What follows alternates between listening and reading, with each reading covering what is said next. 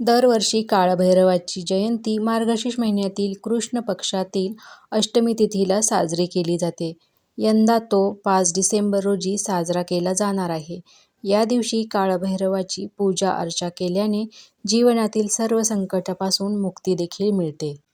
काळभैरव अष्टमी हा दिवस भगवान भैरव आणि त्यांच्या सर्व रूपांना समर्पित आहे. भगवान भैरव हे भगवान शंकराचे रूप मानले जाते. त्यांची पूजा करण्याला विशेष महत्त्व असल्याचे मानले जाते. भगवान शिवचे रुद्र रूप असलेल्या काळभैरवाची पूजा केल्याने भीती आणि नैराश्यसुद्धा दूर होते आणि कामातील अडथळे दूर होतात, अशी सुद्धा मान्यता आहे. असे म्हटले जाते की भगवान शिवच्या कोणत्याही मंदिरात पूजा जर तुम्ही केली तर भैरव मंदिरात जाणे अनिवार्य आहे. अन्यथा भगवान शंकराचे दर्शन अपूर्ण सुद्धा मानले जाते. त्याचबरोबर कार्तिक महिन्यातील कृष्ण पक्षातील अष्टमीला भगवान शंकराने कालभैरवाचा रौद्ररूप घेतला होता. म्हणून हा दिवस कालभैरव अष्टमी म्हणून देखील साजरा केला जातो. आता कालभैरव जयंतीचे महत्त्व काय आहे ते आपण पाहूयात. भगवान कालभैरवाबद्दल असे सुद्धा म्हटले जाते की कालभैरव माणसाच्या चांगल्या आणि वाईट कर्माचा हिशोब ठेवतात. सजीवांचे कल्याण करण्यावर कालभैरवाची विशेष कृपा असते. तर वाईट कृत्य करणाऱ्या आणि अनैतिक कृत्य करणाऱ्यांना तो शिक्षासुद्धा देतो. असे सुद्धा मानले जाते की कालभैरव अष्टमीच्या दिवशी काळ्या कुत्र्याला खायला द्यावे.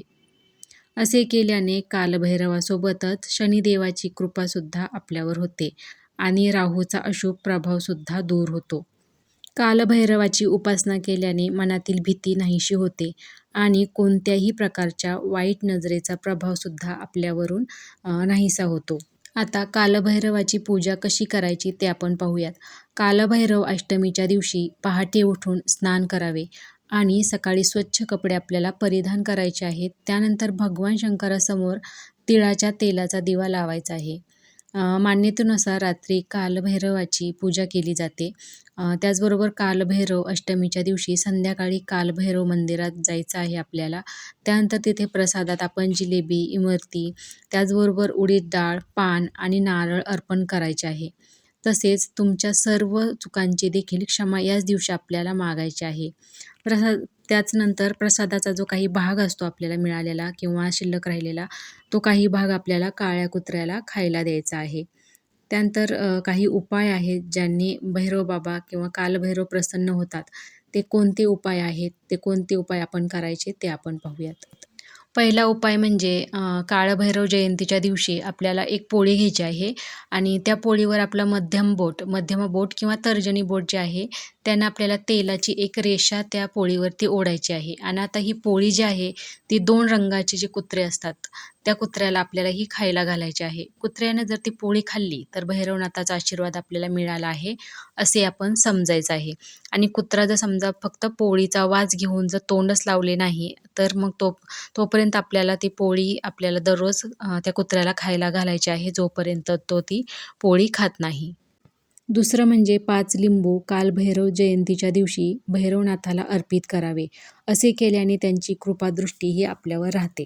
तिसरं म्हणजे या दिवशी 125 ग्राम काळे तीळ, ₹11.25, त्याचबरोबर 125 ग्राम काळी उडद, हे 1.25 मीटर काळ्या कपड्यात गुंडाळून ही पोटली आपल्याला भैरवनाथ मंदिरात अर्पित करायची आहे. पुढचं म्हणजे काळभैरव मंदिरात जाऊन भगवान कालभैरवाची आरती करावी आणि मंदिरावर पिवळ्या रंगाचा ध्वजसुद्धा आपल्याला चढवायचा आहे.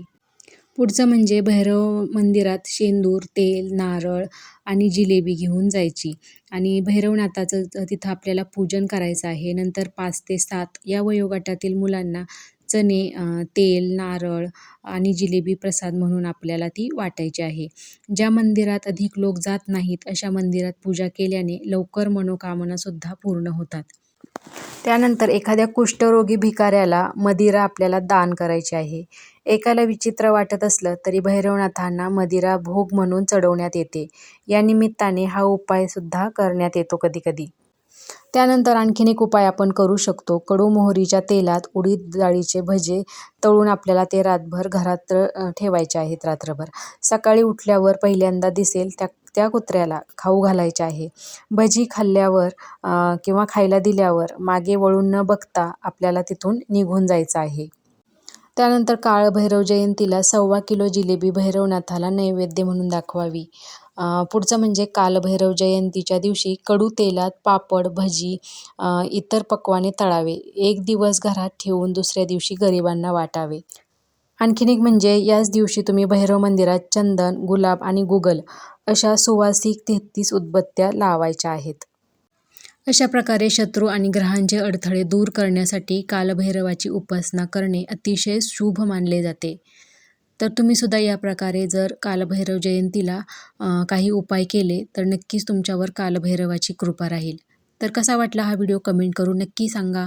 हा व्हिडिओ आवडल्यास प्लीज एक लाईक नक्की करा आणि चॅनलवर नवीन असाल तर सबस्क्राईब करायला विसरू नका. सबस्क्रिप्शन एकदम फ्री आहे.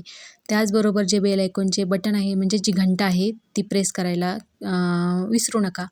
चला तर मग भेटूयात पुढच्या व्हिडिओमध्ये. तोपर्यंत धन्यवाद.